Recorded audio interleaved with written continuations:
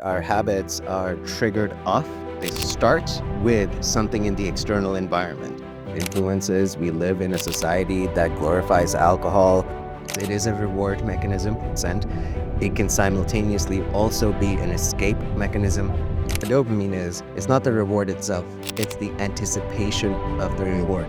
Learn about exactly why the nervous system is the real issue, comparison, the envy, the jealousy, the competition.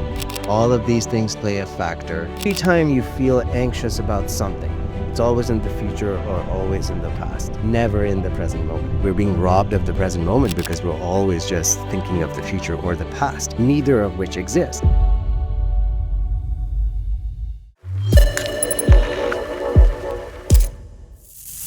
When I drink, why do I drink too much? Probably because that's what you've always done.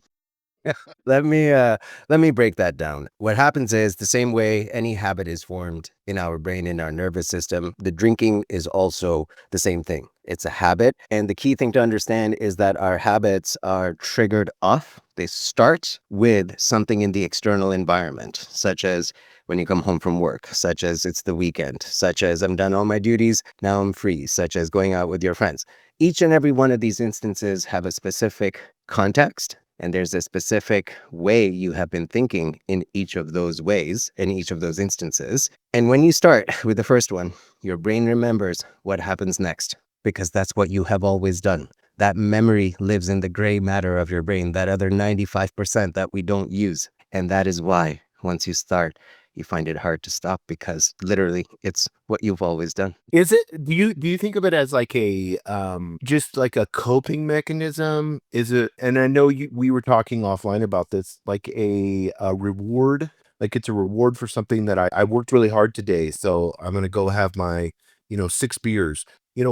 How does that work? So it's a combination of things. I mean, we have to recognize the fact that there are a lot of outside influences. We live in a society that glorifies alcohol. We have to explain why we are not having a drink versus why someone else is putting a poisonous substance in their body. So that's what we're up against. And naturally, yes, it is a reward mechanism, and it can simultaneously also be an escape mechanism, coping mechanism, meaning your life is too stressful, you've got children, you've got a job, you're running, you barely get any sleep, you barely get any time for yourself. All of these things over the years, life is long, guys. We start early, 15, 16, 18, 19, then in our 40s and our 50s, we're like, hold up, something's not right here. Things are not working the way they should.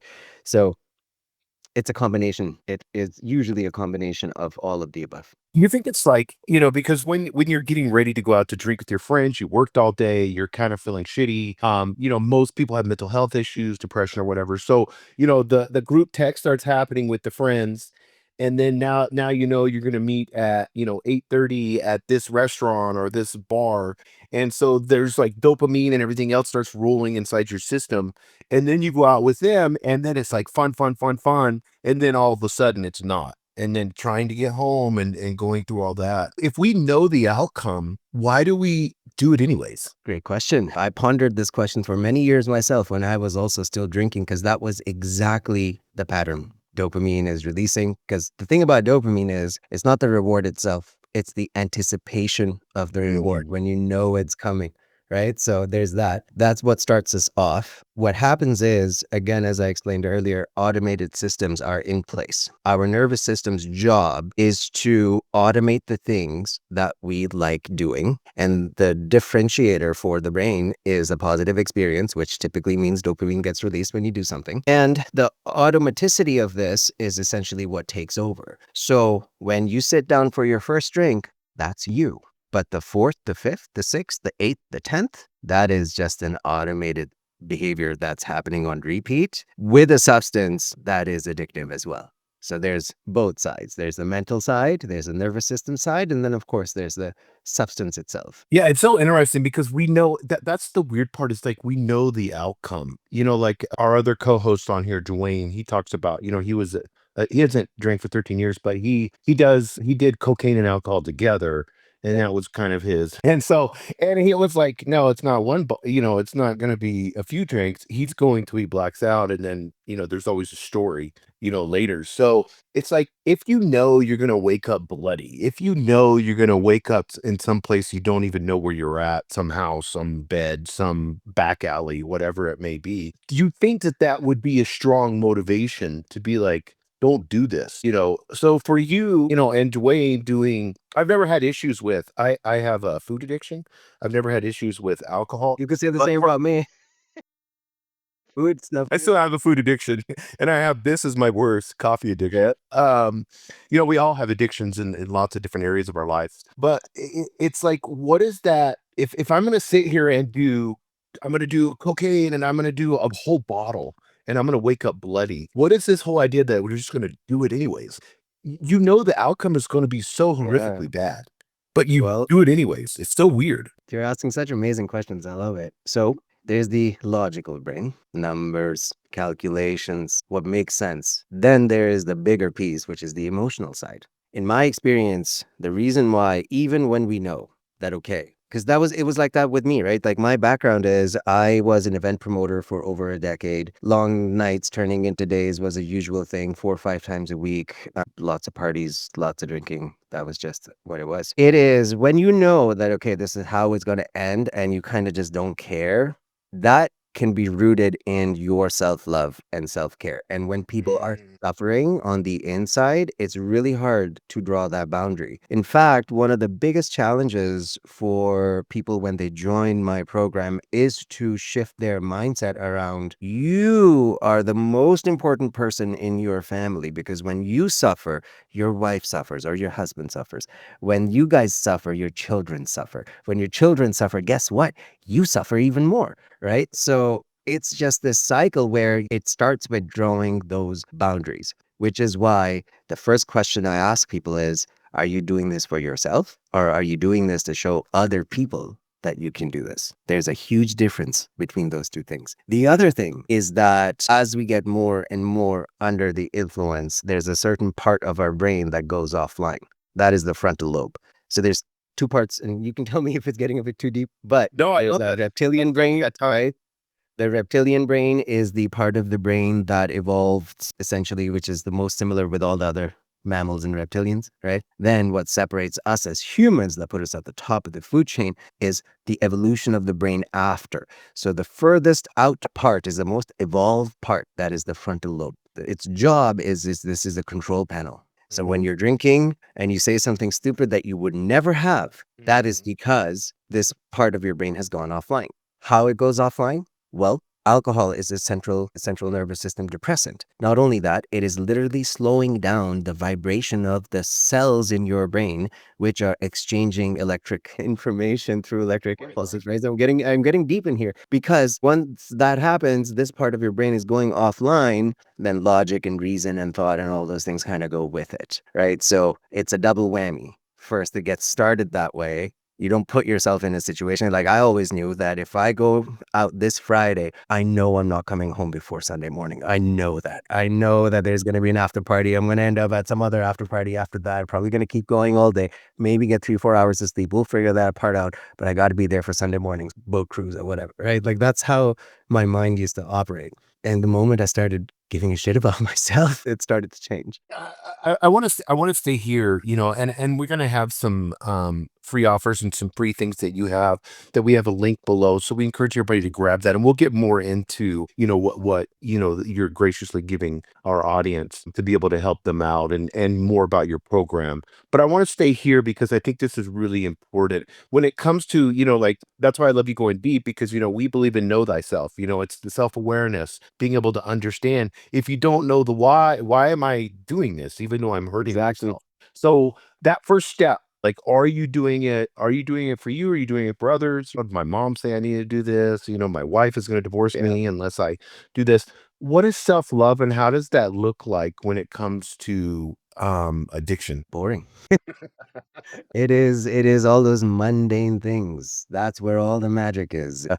Waking up and having a shake instead of a coffee because you know that's what you need to give you the energy. It is turning off the TV an hour before bed because you know that's what you need to be able to fall asleep in the next hour. Otherwise, you'll stay up scrolling with blue light exposure for God knows how many hours. It is prioritizing your sleep. It is prioritizing what you're eating. It is prioritizing, let's say, I personally struggle a lot with, like, had a short fuse. It's not that short anymore. But with kids and stuff, you can't afford to have that stuff because then it lasts for a long time. So I had to do a lot of work in being a better version of myself for my children, which is if they make a mess, let them. It's okay, Right, right. So it's just an example, but that's what self-love looks like. Self-love looks like somebody invited you out and it's the same old gang and you know exactly how it's going to go down.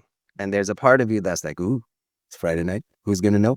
But then the other part of you that says, listen, you made a deal with yourself just this morning. What is this all about? And then honoring that despite Mhm. all the urges and all that. Now, what I can do is I can make it easier for you and give you something to do to make that feeling go away in 10 or 15 minutes. It doesn't mean it's not going to come back a couple of hours later, but that's what self love looks like in addiction. It's boring.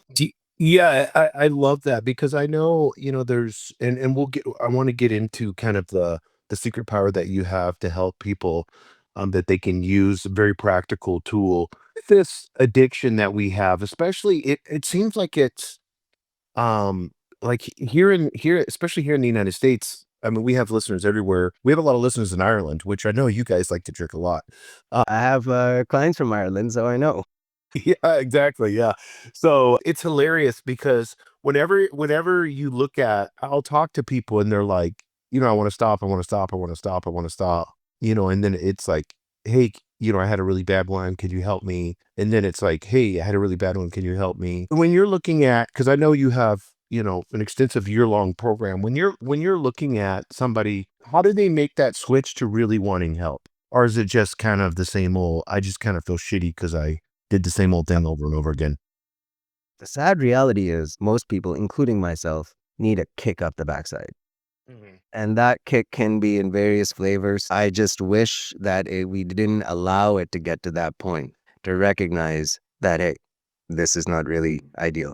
And the funny thing is that the newer generation, the Gen Zs, they drink 85% less than the previous generation, which is us. Right. So that's, things are changing in the world.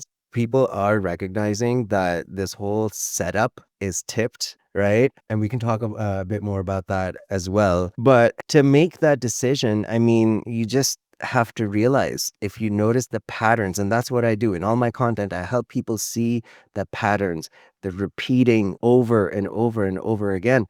And your question was what does it take for someone to make that switch? Most of the time it is just they've reached a point in their life where nothing they have tried is working and they keep coming back to it. That's 90% of them. The other 10%, I talk to some 20-year-olds and they're like, "Yeah, we want to stop drinking." I'm like, "Have you even been drinking long enough to have a problem with it?" Like, I don't really know.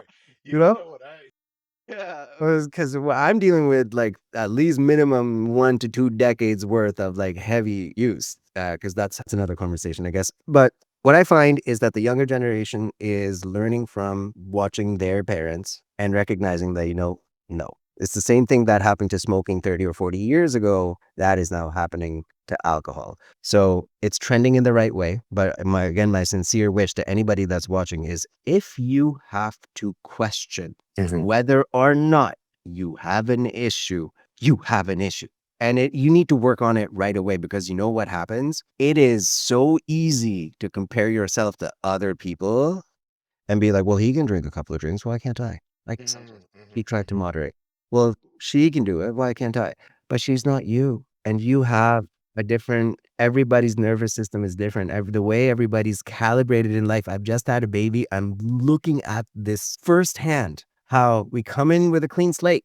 Like you put a Mhm. snake next to a baby, baby's like, ooh, what is this? They don't know to fear a snake, right? It's evolution and how the experiences that we have as we grow. And everybody's different in that way. So you can never really compare yourself to somebody else. And if you're waking up with guilt, with shame, regret, and if you feel like your children are looking at you like, why is mommy all weird now after like a few of these glasses that she's been having? Because they notice everything. I feel like more and more people are going to now wake up and realize that this is just wrong. This whole Mhm. we've been sold a scam that hey, drink responsibly, but the world that we live in doesn't allow it to be responsible. We Mhm. deal with so much on a daily basis in our personal lives, in the external world. You look at, turn on the news, something is happening. The other day, a helicopter fell. The other day, something else happened. Another airplane crashed. There's war. There's this. There's that. And you're just like, what? What? Where do I go? Right? So I'm feeling all this a lot right now because I just brought another life into this world after I had swore I'm done with that. That's just how it works. Yeah, yeah, especially a girl, it causes all that. I wanna get into Hamza, I wanna get into, we're gonna get into your program, but I feel you said something that's interesting. The younger generation, they're not drinking as much, because maybe like my generation that has kids, we drink a lot because we saw that from our friend. But we see the pin use, the marijuana use, the pins. High school kids have pins. Everybody has these pins, and they're just high all the time, and then they get obliterated at night, which is the same thing. To me, it's the same as you're escaping something. You're getting. But what was interesting the other day, they just came out with a study that every time you hit the pin, it spikes your insulin level like you're eating a candy bar.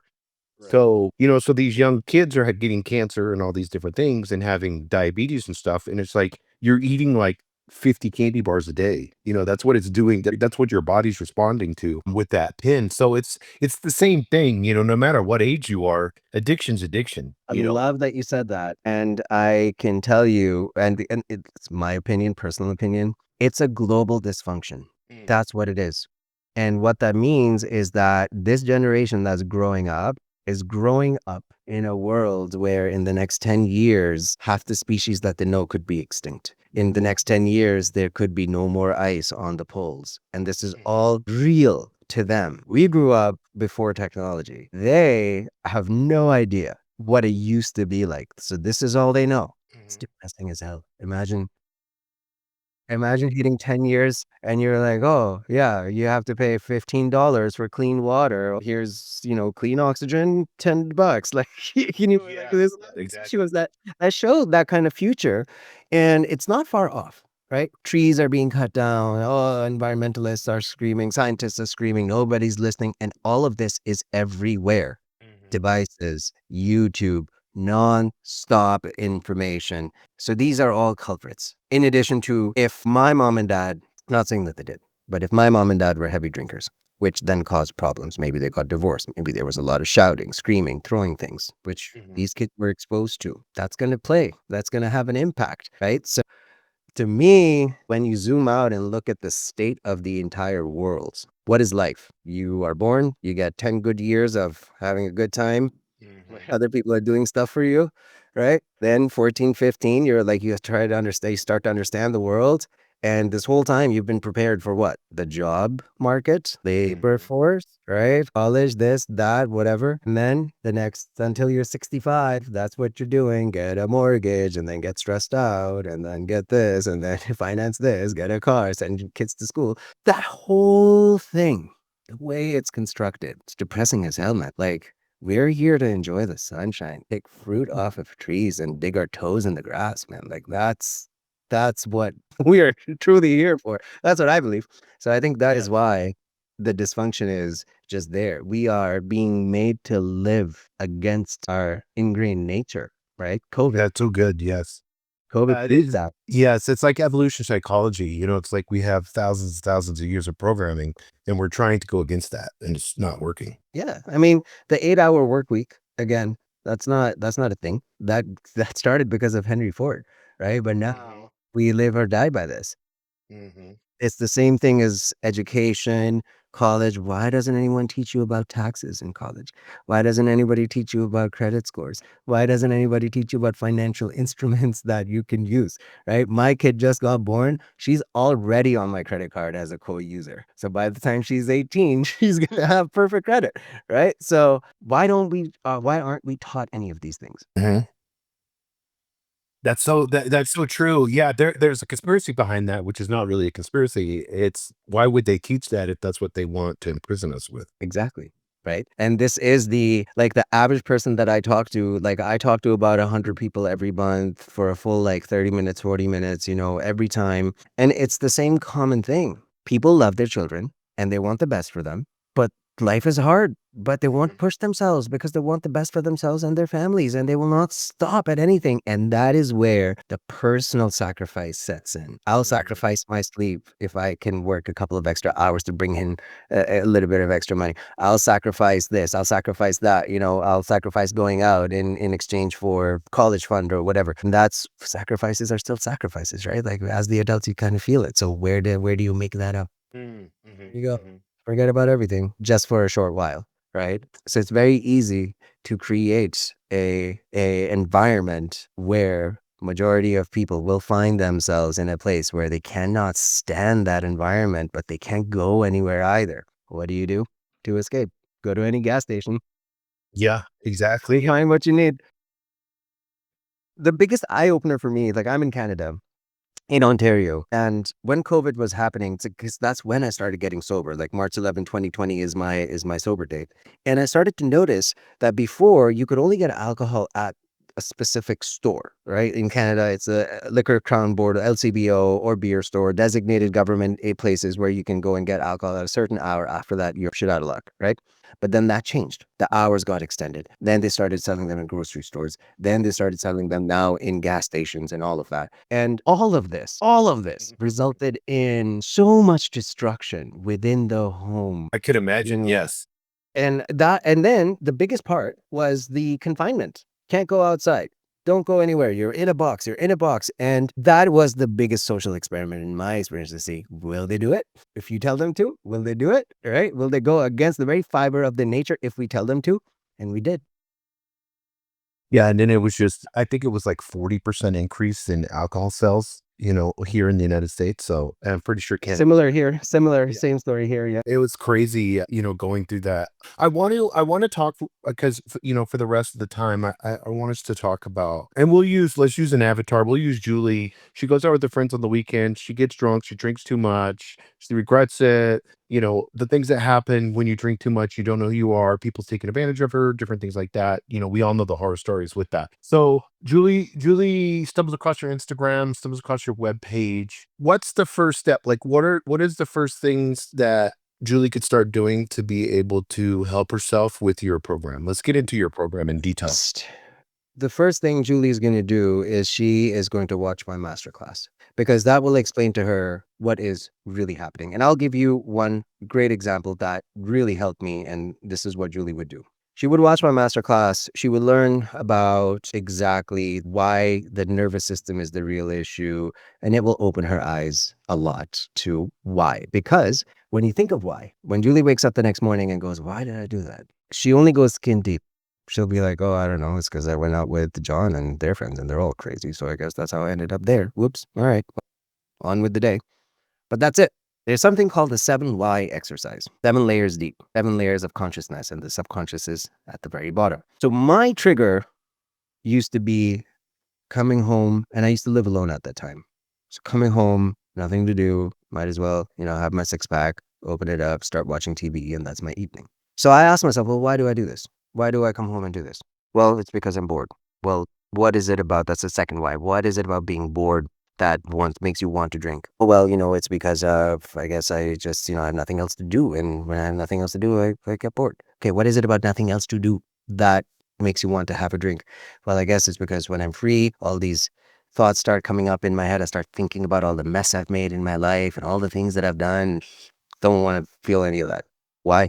What is it about those feelings that make you want to drink? Well, fuck, okay, because then it makes me realize that how much I've actually messed up and I can't turn a blind eye to it. I can't sweep it under the rug and it makes me want to do something about it. And it's so daunting that I just want to have a drink instead. Boom, right there, root cause exposed. You're worried, you're holding on to so much regret about what you have done. You're guilty, you're blaming yourself. This is where you have to start working and releasing these emotions. And this is exactly what Julie would do as well. she would start going into the subconscious. My masterclass teaches her. After that, Julie might reach out to me and say, "Hey, I watched your masterclass. I want to talk. I want to learn more about your program." Or Julie might go and watch some of my breathwork videos that are right there on my Instagram. They're pinned. I want everybody to try it. And the moment she starts, and I assume Julie's never heard about breathwork. Julie's never like taken a moment to just shift her focus inward. She has no idea, right? The moment Julie starts engaging in breathwork, specifically if she does it at that time when she's feeling a big craving coming on, she will realize it's only a matter of minutes before everything changes. And now I'll explain to you why that happens. So, two sides of our nervous system: sympathetic, parasympathetic. Sympathetic is fight or flight. I'm sure all of you guys know that. Rest and digest is the parasympathetic. When you look at the anatomy, this sympathetic nervous system, its job is to protect you from danger, right? You're hunter-gatherer, walking around, suddenly you hear some leaves rustle, you're like, whoa, gotta run. What happens is that your nervous system needs to be mobilized. And that is why the sympathetic nervous system is connected to the spine. Quick action, instant access, right? So it directs power away from, let's say, your digestive system. You're not digesting anything if you're dead, and it gives it all that blood flow goes to your legs so you can run. Right? This is the same thing that happens when suddenly you find yourself in a stressful situation. Let's say Julie has a friend, Rebecca, and Rebecca was like, "Oh, Julie, do you know what you did last night, girl?" Julie's like, "What? I didn't do anything. I don't remember anything." Right? And but then suddenly in that moment, Julie's like, "Oh, fuck, I need a drink. God damn it." And that is Julie's sympathetic nervous system fully turned on, right? She has to either fight, which is, "Okay, Rebecca, tell me what the fuck I did." Sorry. Pardon my French. No, that we talk that way. So you're golden. Yeah. So, or Julie's gonna say, "Rebecca, listen, I don't care what I did. I don't want to hear it. I'm just gonna have a drink and forget about it." Right? Fight or fight. Now, here's the other thing. Your rest and digest takes about 10 minutes to activate. Okay. So it takes around 10 minutes to go from that high place in her nervous system. Again, this is something Julie's going to learn. She's going to learn about the nervous system elevator and how, like, there's 5 different states. There's blue state, green state, yellow state, red state, and then purple state. Purple state is extremes. Red and yellow states are kind of where we are when we are in that situation. So the goal is to bring it down to a blue or green state to make that go away. In that moment, Julie can practice alternate nostril breathing. It's a technique that I share in all of my videos. She can do it anywhere, anytime. And what it does, it soothes both hemispheres of her brain at the same time, part of which is the amygdala, which is overactive in that moment. And within 10 minutes, Julie will be in the mindset of, "Okay, tell me what I did. How can I not do it again?" Right? And it changes her nervous system, which then changes her neurochemistry, which then releases different chemicals, which then creates a peaceful, relaxed state, which allows her to start thinking in a different way. Yeah, That's how I love that. Yeah, we're going to break all these down. I want to start with people understanding that, like you said, the nervous system, because I think this is really important. And I know there was a PhD guy named Metcalf or something like that, and he did a study because I had read this a while ago that not only did it decrease cravings, doing breathing exercises, but it also improved self-esteem. And that they did study with hundreds of people and found that to be true. So what you're saying is science backed. This isn't woo-woo stuff. This is all science. 100%. There is, like, I don't do anything that's not science backed because I'm not a scientist myself. So I have to look to not my peers, but people. I educate myself a lot. All these books that you see behind me, there's pieces of this in each of my lessons, everything. Because that's how I became who I became. But yes, and the reason why the self-esteem part is there is because you immediately realize that, you know what, you don't need this thing. You're better off without it. And it's the thing about breath work is that it is the practice of moving energy that's within you. We have veins that carry blood, but we have another thing called nadis that carry energy. Can't really see them, but they're there. If you look at our chakras, they physically exist in our body. There are nerve clusters, plexuses. A plexus is where nerves from various areas are all converging into this one little hotspot. And guess where they are? Exactly where they're supposed to be in your body, where they say the chakras are, right? So the energy has to move. Your emotions are energy as well. Every time Julie feels, like, "Oh God, like, what do people think of me? Why I did that." Every time she thinks that and doesn't release it, because immediately when she goes, "Oh God, why did I do that? Oh God, I need a drink." And what she's done is she swept it under the rug. Well, guess it's not going anywhere. It's Right. gonna stay there. right? Classic example, Julie wakes up, Rebecca comes over with a glass, with a bottle of wine because she knows she's going to need it because it was a rough night last night. They start drinking again, laughing again, forget about whatever happened. And guess what? Now it's Saturday night instead of Friday night. They're going to go out again. Mhm.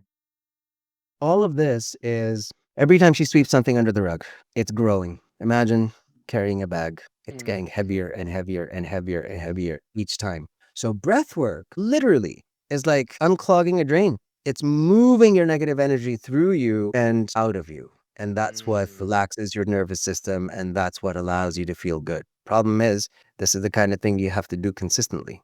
Can't just do it one time, right?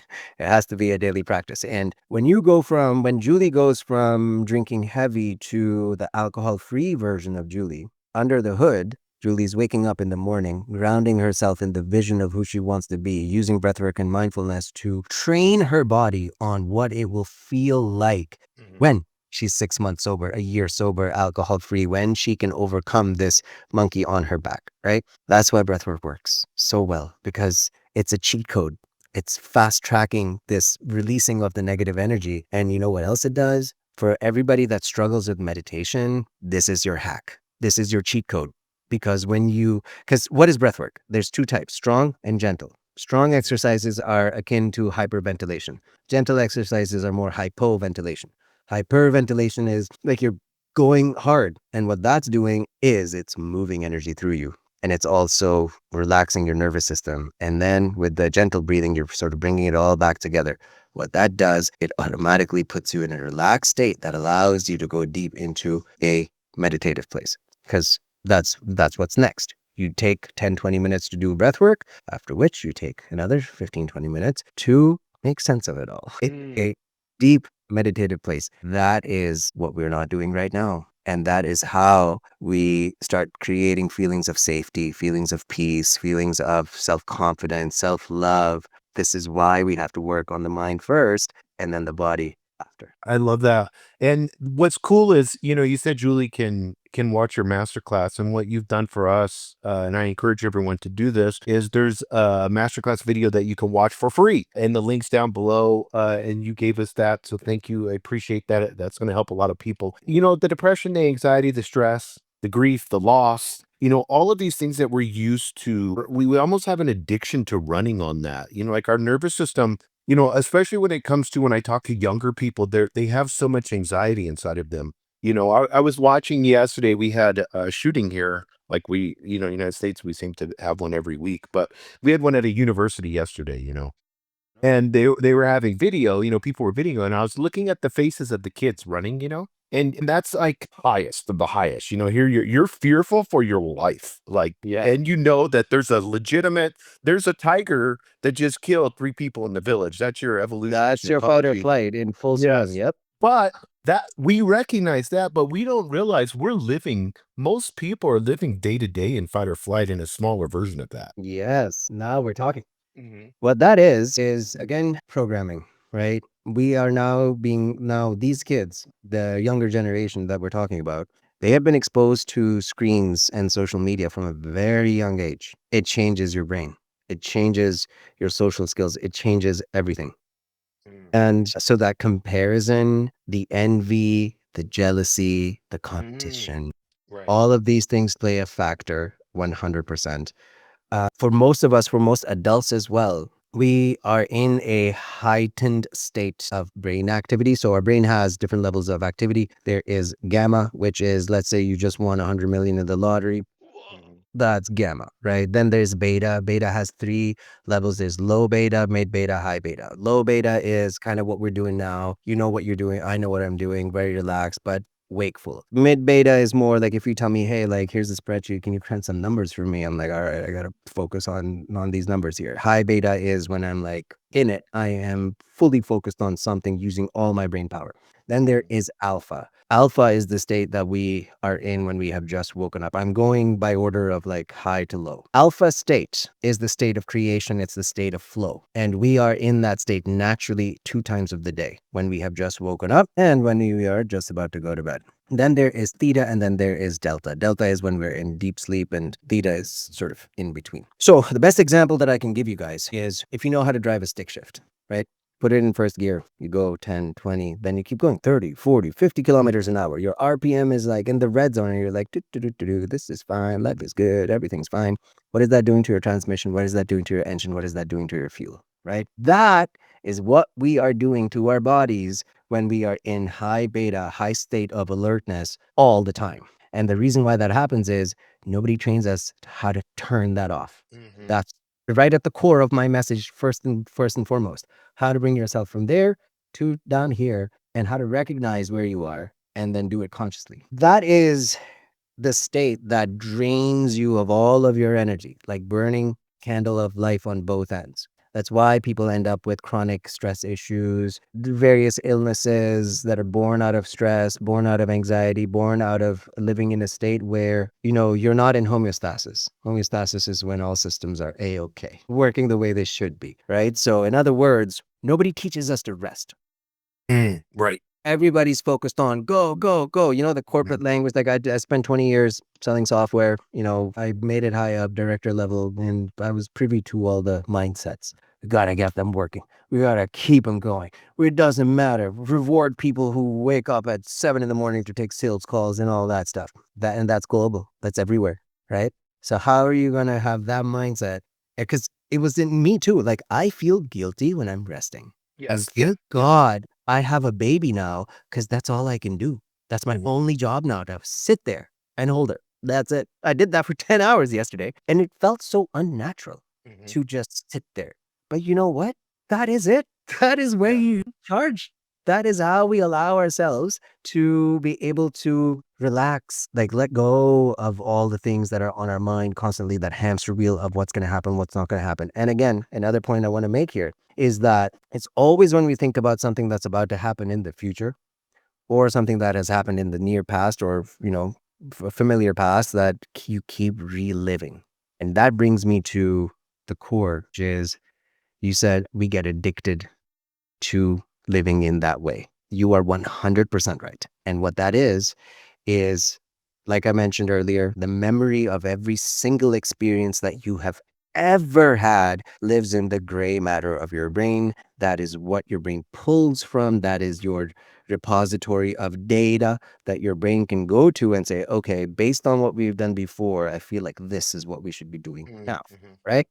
Every time you feel anxious about something, it's always in the future or always in the past, never in the present moment. And that is the thing. We're being robbed of the present moment because we're always just thinking of the future or the past, neither of which exist. Now, there's a thing called the thinking and feeling loop. Dr. Joe Dispenza talks about it. His book, Supernatural, fascinating book. I'm a big fan of his. And what he explains is what I've been doing without even recognizing it. I help people break through their old mind and build a new mind. The old mind is, what is it? A collection of all the places, memories, smells, sounds, experiences that you have racked up and you are reliving. So when I was drinking, I was always reliving, oh God, I got so drunk. I don't know what I said. Oh God, I wonder what people thought. Oh God, I wonder what on pictures. Oh God, oh God, oh God. Each time I do that, I am training my body to release those same chemicals because that's what's associated to that memory. And those chemicals, adrenaline, cortisol, I mean, there's so many. We become used to having those chemicals in our environment. So when we feel those chemicals, we think more of those things, which then release more chemicals, which then makes us think about it even more. And now you're just caught in this loop. Yes. Yeah. Constant, right?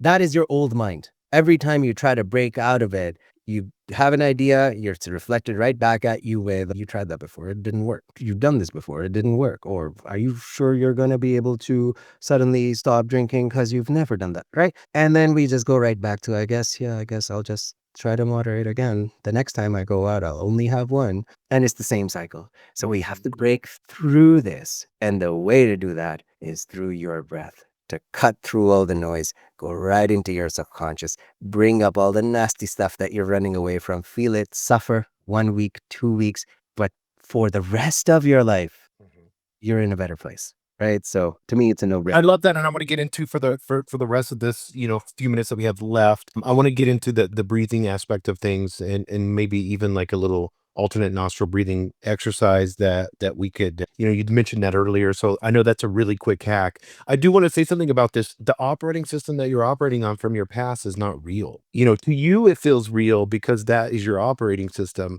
but it's not real. Like in the present moment, that's not real. Like, your past is you have inside of you the power to be able to make that decision like this and live, in reality, which is the present moment. This is why I love the breathing exercises, is because it instantly will shift you into the present moment. So let's talk about, maybe just kind of give somebody a quick hack. Maybe, I know alternate nostril breathing is really easy to do. I do that one. The abdominal holographic breathing. Sometimes that could be a little intense and kind of, people don't want to breathe for an hour long. But can you kind of give us a little, quick hack for everyone, something they could do right now to relax themselves? Absolutely. So I'll give you the thing that anyone who joins my program, the first thing we do is this. So, I mean, this is now, I'm going to condense like an hour-long workshop into a quick thing. Step number one is you have to visualize and what we call play the tape forward. So I'll give you an example. It's Easter weekend. You're sitting at the dinner table. Everyone's like, hey, Julie,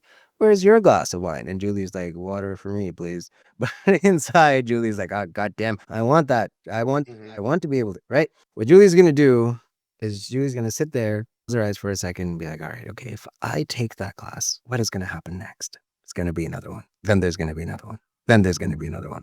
And then I will likely be jonesing or calling my calling Rebecca and be like, yo, did you find the fix for tonight? Right. And all that's gonna happen again. What that is doing is you're visualizing the worst case scenario and visualizing the predictable outcome that you don't want. That is usually enough to remind you this is not what we want. That's the first step.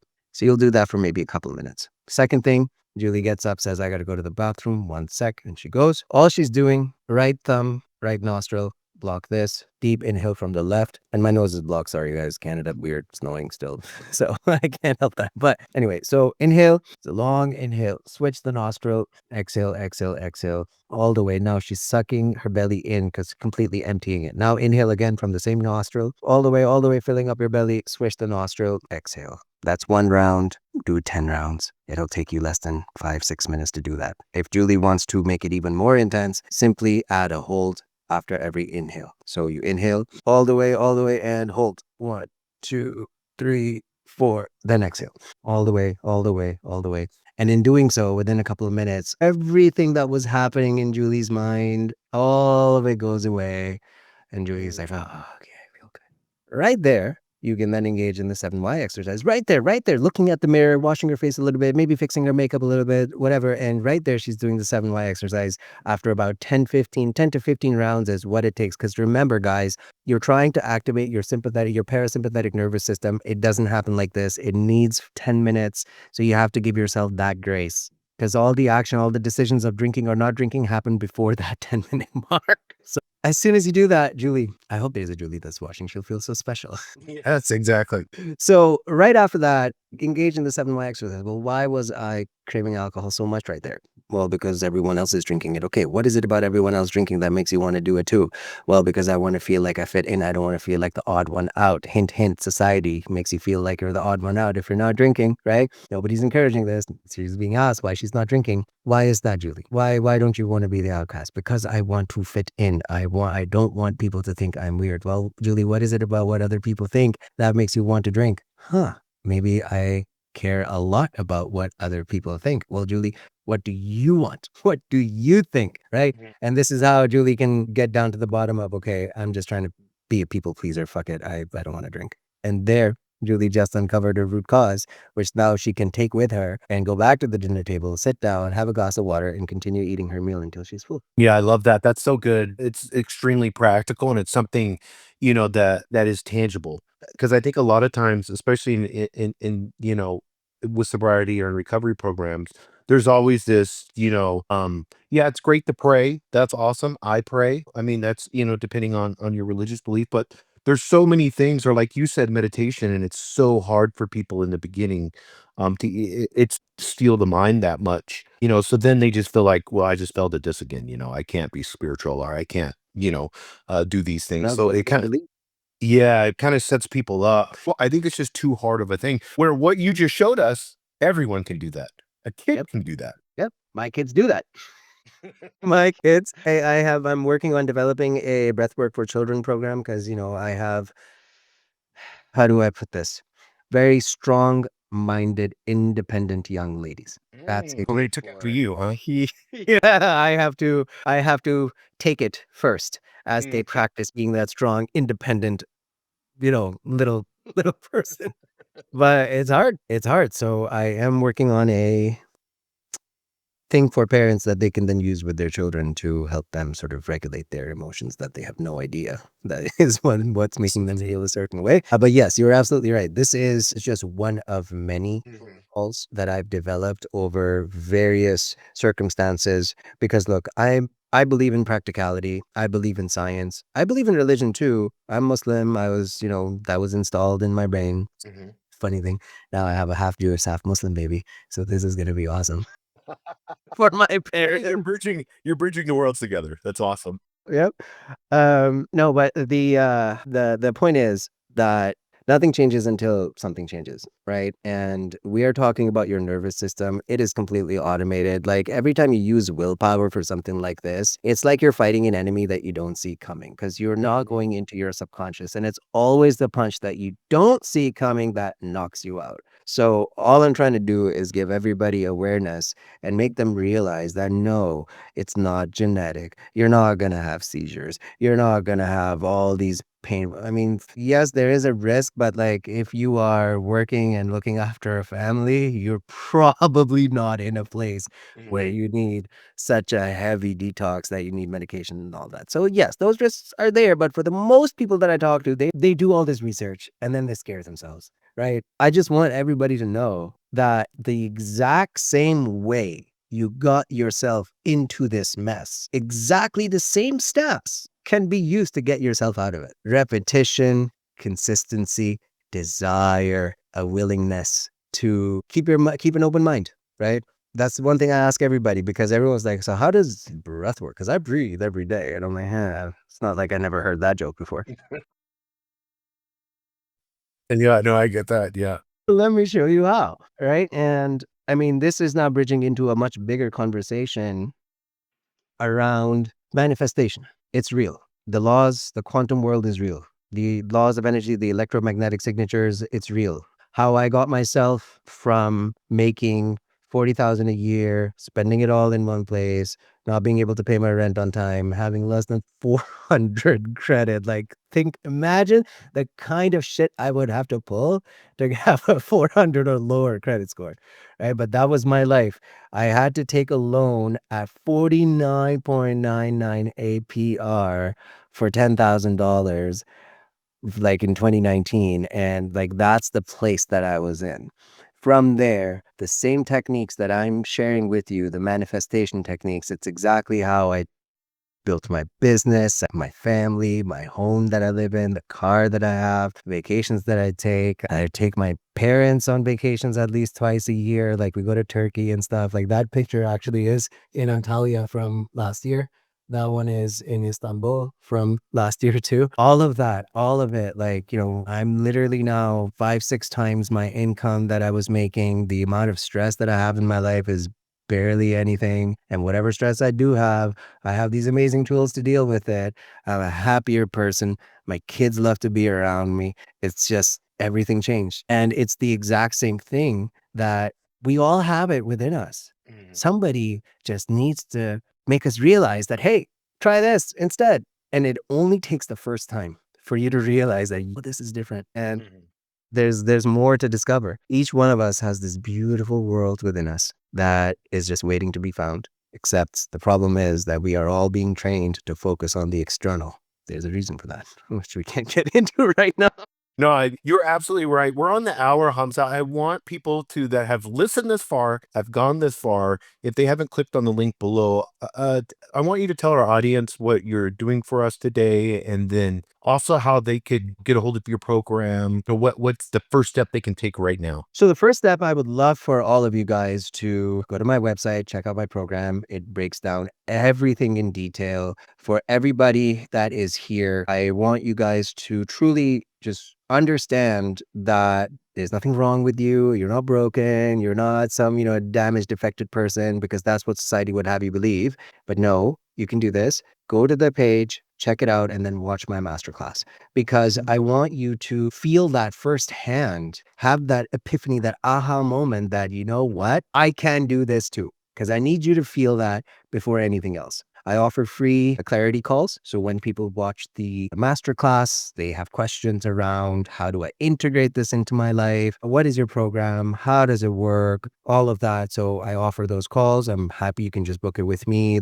I'll share all the links as well. And there's the free breathwork exercises that if you struggle with cravings, which of course we all do, and if you struggle with sleep, if you struggle with stress, if stress is at the core of your drinking habit, then these exercises will make a huge difference in helping you feel peace. My program itself, it's a 1-year program, guys. I work on everything. First, there's different phases. The first phase is all about your mindset, breaking down those self-limiting beliefs. I'm covering all those root causes, all those patterns that repeat themselves. So that's extensive work that we have to do.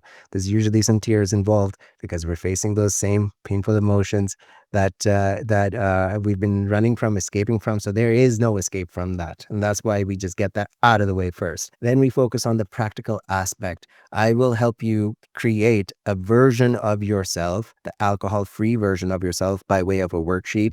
I will then take that and convert it into your own customized visualization recording where you will do a breathwork session that I will record for you, and you will then visualize your goals every day, every single day as the alcohol-free version of yourself. And then we work on the practicality, and then it's about education. So I will show you how to address the trapped emotions inside you. I will show you how to identify them. I will show you how to overcome the deepest parts of you that are completely automated. And that's what the program is all about.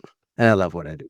Yeah, I love that. Thank you. Like I said, we have all the links below. If you're listening to this on Spotify or Apple Podcast, you'll see those links too. So you can go right into click on the show notes and you'll see those links there too. If you're just listening on audio, Hamza, we thank you. We appreciate it. I love I love your work and what you're doing in serving and helping others. I love the manifestation part. We're gonna have to have a second round at some point. I would love to be able to get into Absolutely. that. I'd love to be able to get into the spiritual aspects of it too. That would be a lot of fun. I know we went lots of science today, but I like spirit science, so That's what it is. Spirit science. yeah, you mentioned Joe Dispenza. Would love to get into that. So we'll have to do a round two at some point. But awesome. Thank you. Appreciate it. Thank you for being on the podcast today. Thank you so much, Jason. It was a pleasure. I had a great time, and I look forward to helping as many of you guys that are watching, and would love to have another discussion with you sometime in the future for sure. Awesome. Thank you.